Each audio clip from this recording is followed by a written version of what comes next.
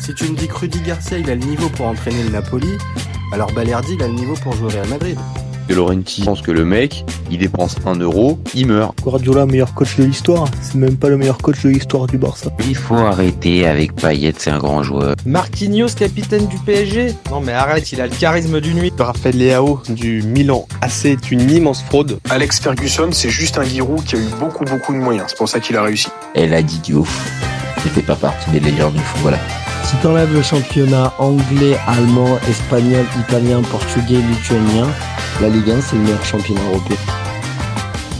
Salut à tous, je suis super content de vous retrouver pour un nouvel épisode du FC Copain. Alors, pour m'accompagner aujourd'hui, je suis avec Giuliano. Salut mon copain. Salut mon copain, ça va?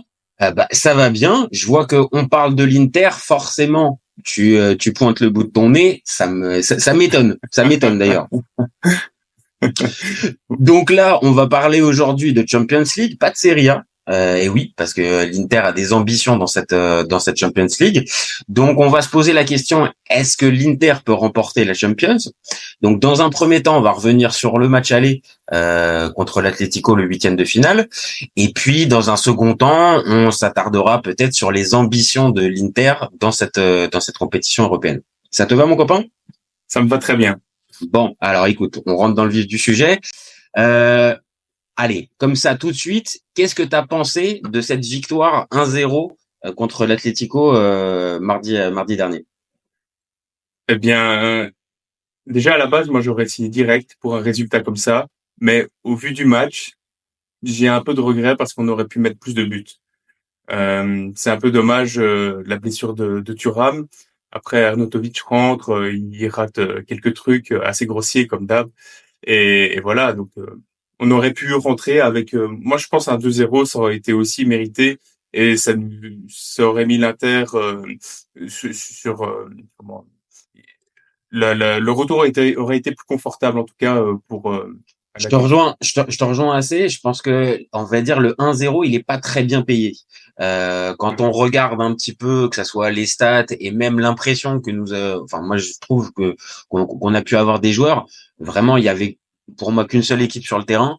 Et 1-0, au vu des énormes opportunités qu'il y a pu avoir pendant le match, ouais, c'est un peu mal payé. Et le 1-0, laisse un minimum de suspense et entretient un minimum d'espoir pour l'Atlético, alors que au vu du match, pour moi, il y a eu qu'une équipe sur le terrain. Ouais, mais vraiment, moi je pense que le retour, ça va être super chaud. Hein. L'Atlético, ils sont très forts chez eux. Je pense qu'ils ont battu 2 fois le Real cette saison chez eux. Ils ont aucune défaite. Bon, pas besoin d'une défaite, un nul, ça suffit. Mais après de l'autre côté, l'Inter est aussi très forte à l'extérieur. Donc ça va être vraiment intéressant de voir 2 stats qui vont chacun dans un sens se rejoindre et voir ce que ça va donner. Oui, parce qu'il va y avoir forcément un truc qui va changer au match retour. On l'a vu pendant quasiment, je sais plus, 75-80 minutes, le temps que l'Inter marque le premier but. L'Atlético a quasiment refusé le jeu et s'est très très peu projeté devant. Là, s'ils veulent avoir un espoir, ok, il y a le public qui va être derrière, mais on le sait tous, le public ça marque pas de but. Donc il va falloir vraiment que l'Atlético prenne un minimum de risques. Et là, dans cette configuration-là, l'Inter, pour moi, elle est redoutable en fait. Mais oui et non. En fait, l'Atlético, ils ont vraiment un jeu à l'extérieur et ils ont un jeu à domicile. Et le jeu à l'extérieur, donc on l'a vu là au Meazza, et le jeu à domicile, c'est vraiment, ils vont prendre le jeu à leur compte, ils vont attaquer. En fait, ça va être l'inverse. Et sauf que bon, je pense que l'Inter ne va pas se faire avoir. Et l'Inter ne va pas laisser des espaces comme l'Atlético a laissé des espaces ici à l'Inter. Je pense que ce sera pas totalement inversé, mais c'est sûr que l'Inter part favori de par le score avantageux et en plus, si t'es une équipe en face qui joue, l'Inter elle aime bien ça. Oui, c'est ce que j'allais te dire. On va dire elle a les armes pour pouvoir jouer ce type de match, c'est-à-dire costaud défensivement. Parce que on le sait maintenant, c'est aussi une des bases de cette équipe. Je pense que tu vas pas me contredire. La base défensive, elle est sacrément solide. comparé même si encore une fois il y a que entre guillemets Pavard qui est arrivé, je trouve la défense encore plus solide. Elle me donne l'impression d'être plus solide que l'an dernier. Donc là, dans ce type de match, elle me semble capable de pouvoir lutter face aux offensives de l'Atlético, mais de l'autre côté, je pense qu'en transition, ils peuvent faire extrêmement mal. Maintenant, vraie question, est-ce que Thuram sera remis? Voilà, parce qu'on a vu avec Arnautovic, c'est pas forcément la même chose. Bah non, c'est pas sûr que Thuram soit remis. Ici, on a eu donc c'est quoi? C'est une élongation, je pense. Il y a eu le verdict ce jeudi. Mais je pense que c'est une élongation. Et bon, c'est 2-3 semaines, donc on va voir. Mais de l'autre côté, Griezmann, pareil. Griezmann, il a une entorse. C'est aussi 2-3 semaines. Et Griezmann est très important cette année.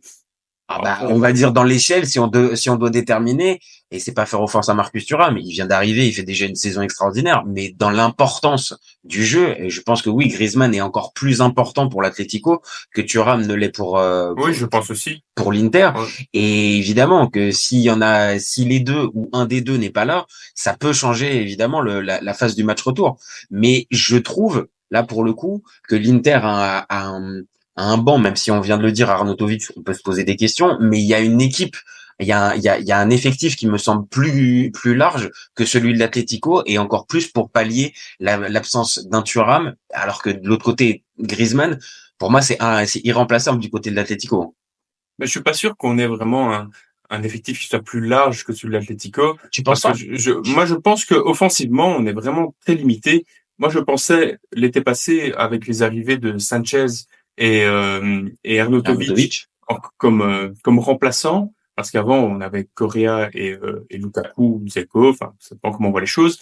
Et pour moi, on devait vraiment gagner quelque chose avec ces deux attaquants-là, parce que Arnautovic, il sort de, je pense, 2 ou 3 bonnes saisons avec Bologne. Sanchez, ça a toujours été un joueur avec de la qualité. C'était bien passé à l'OM, mais sans plus. Et ici, il avait l'opportunité vraiment de jouer, de se racheter entre guillemets quoi. Et je suis vraiment déçu de voir qu'en fait, quand les deux rentrent, c'est compliqué de marquer. C'est Sanchez, il va dans tous les sens. Arnautovic, il rate l'immanquable à chaque match. C'est un peu Arnautovic, vas-y. Je pense que juste sur ce point-là, l'Atlético a de meilleures armes sur le banc, c'est tout. Tu penses? Alors c'est vrai qu'on pense à un Depay, spontanément tu penses à un Depay, mais sinon derrière Morata c'est toujours la même question, c'est-à-dire qu'en plus il est sur les standards d'une grosse saison, c'est pratiquement sa meilleure saison statistique.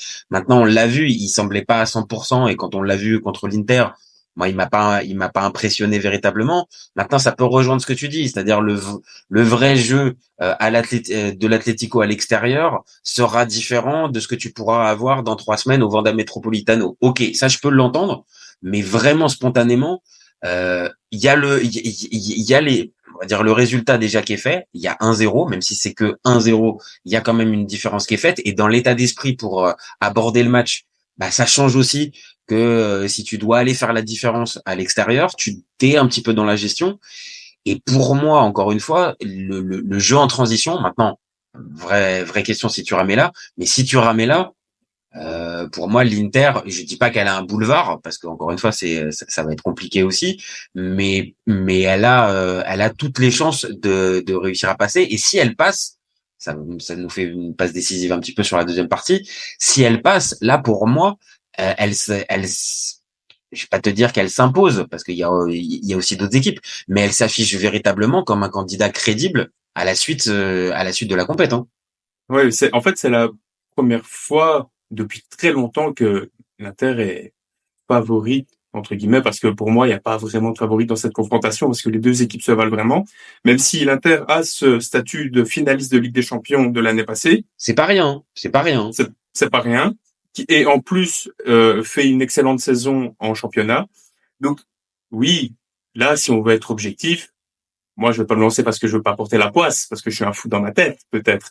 Mais On est tous un peu comme ça. On a tous un peu peur aussi, comme tu as dit, de se porter un peu la poisse ou de se dire, en fait, on les voit avec les yeux un peu de l'amour et tout ça. Mais vraiment, on va pouvoir y revenir un petit peu dans cette partie-là. Pour moi, il y a des raisons d'y croire. Mais vas-y, je te laisse. ouais, voilà. Mais donc, oui, c'est certain qu'il y a un statut auquel, à un moment, l'Inter ne pourra plus échapper. Et donc, je disais que c'est la première fois vraiment qu'il y a ce statut-là depuis longtemps, en fait, depuis 2011. Depuis 2011 et même peut-être 2012 où il y avait ce match contre l'OM perdu. Sinon, après, de toute façon, il y a plus de Ligue des Champions et le retour. Après, on était outsider à chaque fois. C'est exactement ça. C'est-à-dire que on en a déjà parlé même ensemble pendant toute cette période-là de 2012 à, allez, on va dire 2017, 2018. Il y a pas de trace de l'Inter en Ligue des Champions. Donc forcément, tu perds ce fameux statut, comme tu viens de dire, de favori. Ouais. Et là, tu le regagnes au fur et à mesure. La finale, comme tu viens de le dire, elle marque les esprits. Et derrière, il y a la continuité en championnat où vraiment, ça me fait mal de le dire, je suis supporter du Milan, mais l'Inter est en train de rouler sur la Serie A. Donc forcément, ce que tu renvoies aux équipes adverses, c'est pas le petit outsider en fait, comme pouvait l'être l'Inter peut-être il y a deux saisons quand ils jouaient à Liverpool où ils étaient un petit peu dans la peau du petit. Là, vraiment, l'Inter, elle a pris du coffre. Ouais, voilà. Et en plus, c'est pas le même parcours que l'année passée, avec tout le respect que je peux avoir pour les équipes qu'on a rencontrées l'année passée. Bien sûr. Le Milan de l'année dernière en demi-finale, c'est pas un Milan techniquement et factuellement qui est de grand niveau, et Benfica Porto, c'est pas des mastodontes. Oui, voilà. Faut rester réaliste. C'est un super parcours, ce qu'a fait l'Inter, ce qu'a fait le Milan aussi de son côté. Mais on est tombé sur des équipes qui étaient à notre portée. On n'est pas tombé sur un top 5 Europe. Voilà. Mais ce qui marque, c'est forcément ce match contre Manchester City où, au final, on l'a tous vu pendant le match. L'Inter est passé très très proche en tout cas d'une prolongation. Je dis pas forcément de la soulever, mais en tout cas de faire douter Manchester City. On l'a vu, City a douté, ce qui n'était pas forcément gagné avant le match. Et on va dire cette continuité là derrière avec certes cette phase de groupe. Là, avec la Sociedad, c'est quand même une anomalie que l'Inter termine deuxième. Quand je vois ce que propose la Sociedad contre le PSG, je me dis que l'Inter aurait pu largement finir première. Mais au final, après l'Inter a privilégié le championnat sur la phase de groupe. On a beaucoup joué avec une équipe à moitié B.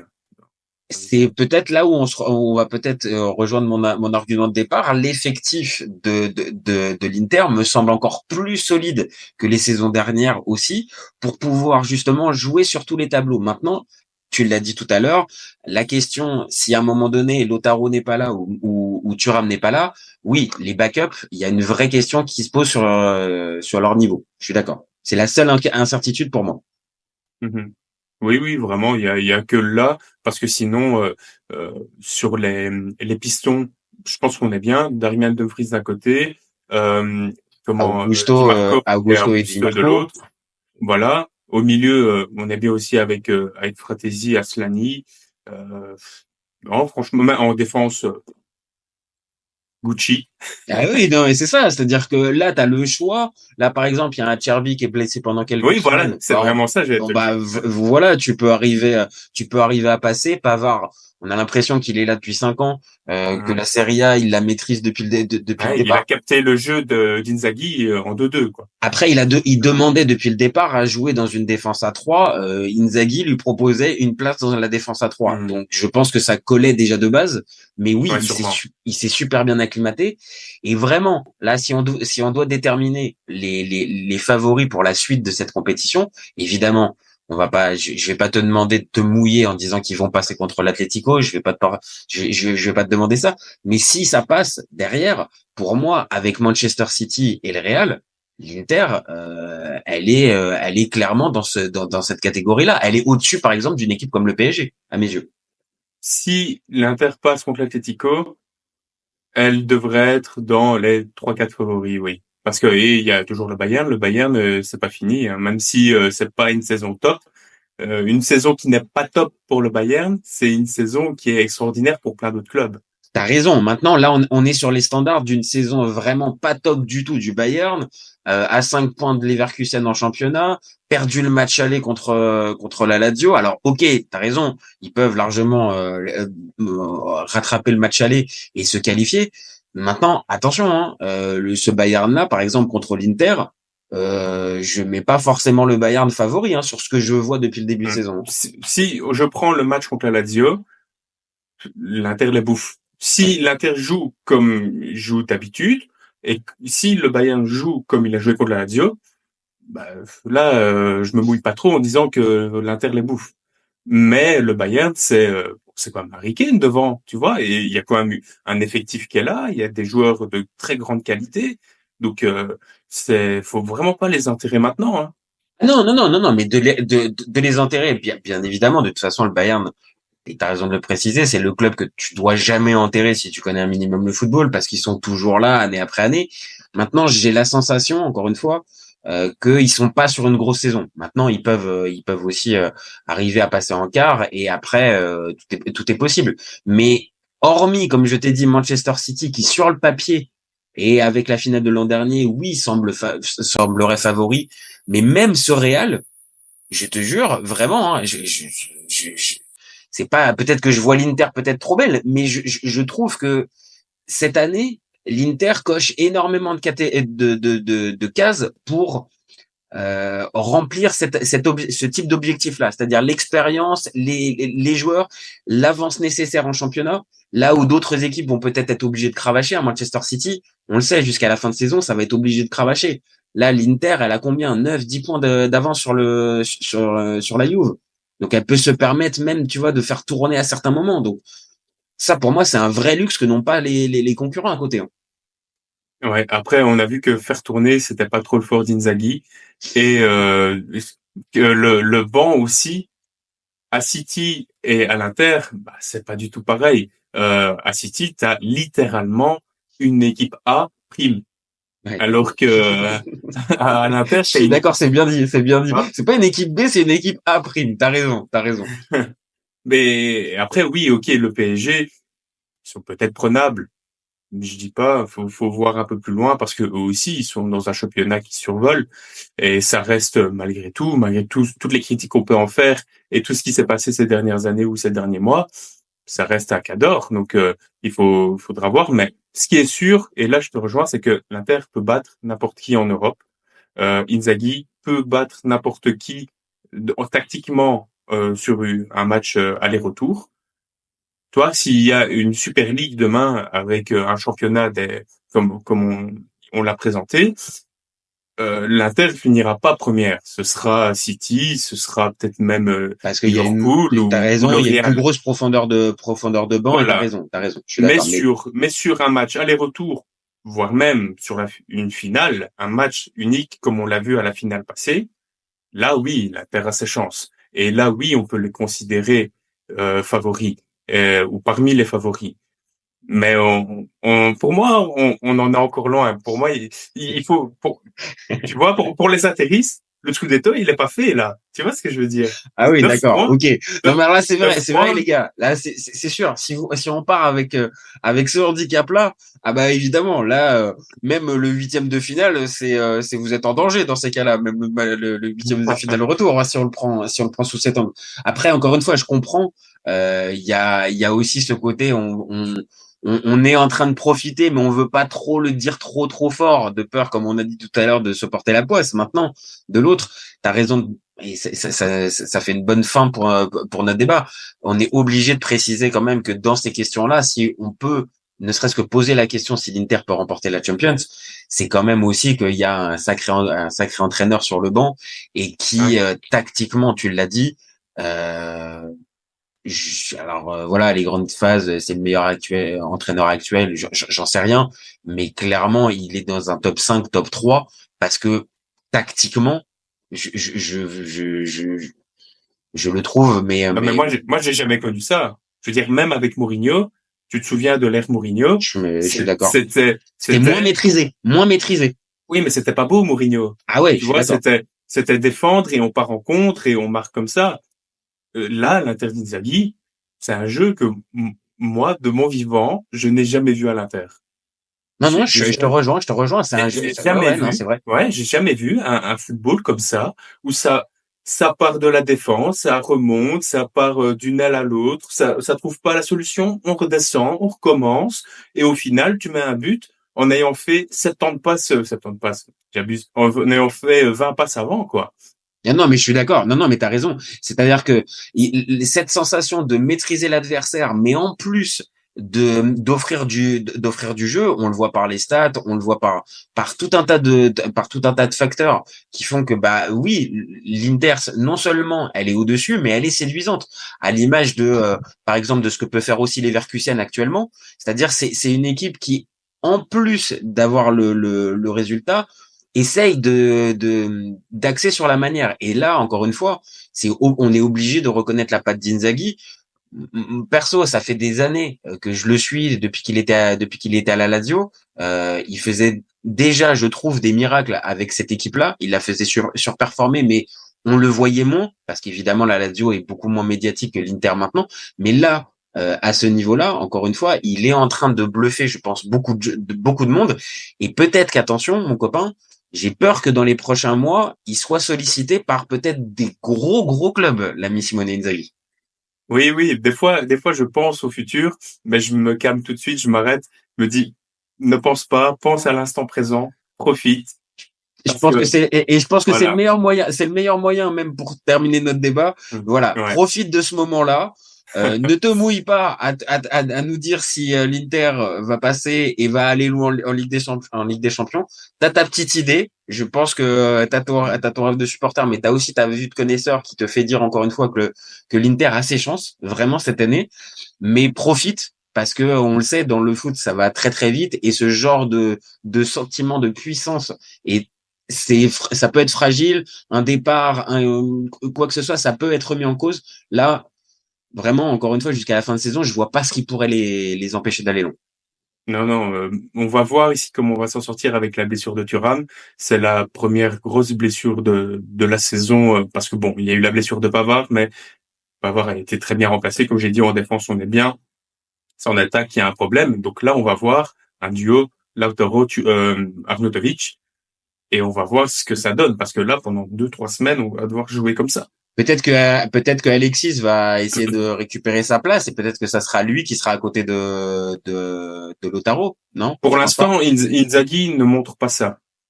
Alors que je pense, je pense que c'est une possibilité, bien sûr. Moi, je le mets tous les jours. Les deux me paraissent plus compatibles que Lautaro Arnautovic. Mais après, là, pour le coup, je vois pas assez de matchs.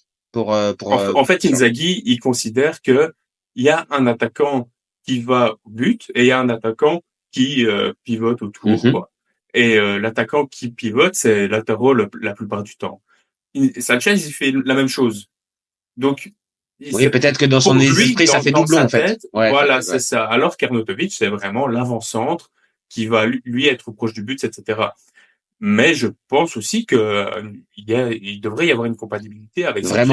Vraiment pour terminer, pour avoir vu Sanchez l'année dernière à l'OM, pour l'avoir vraiment vu quasiment toute la saison, pour moi, il a quand même 100 fois plus de ballons qu'Arnautovic et c'est un joueur qui mais voilà, il est sur la fin de carrière, il a besoin de jouer et c'est difficile pour avoir la continuité, mais on va dire sur la sensibilité foot, Alexis Sanchez quoi.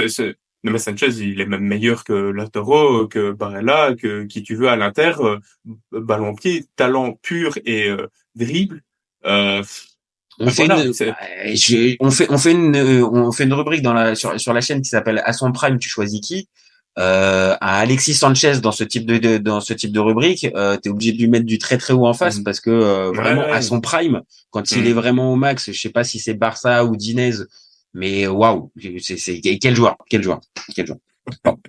Eh ben écoute, merci mon copain. Merci à toi. Tu reviens quand tu veux pour parler d'Inter ou de Serie A ou de football en général, tu le sais, t'es à la maison. Nous on se retrouve très vite pour un nouvel épisode, donc vous n'hésitez pas à nous donner vos avis, dites-nous si pour vous l'Inter ça peut aller loin en Ligue des Champions, ça peut aller au bout ou si l'Atlético va les renverser. Donc dites-nous ça en commentaire et gardez en tête qu'au FC Copain, on est ouvert toute l'année. Ciao les copains. Ciao.